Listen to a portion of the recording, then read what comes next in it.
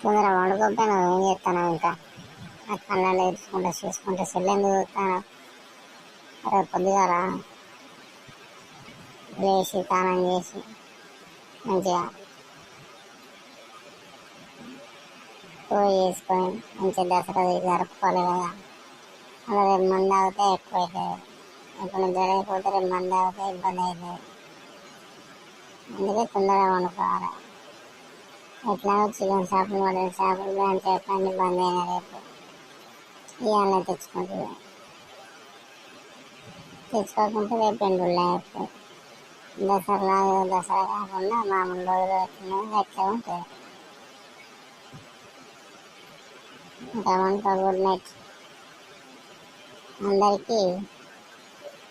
మీకు మీ కుటుంబ సభ్యులకు బంధుమిత్రులకు పేరు పేరున దసరా శుభాకాంక్షలు.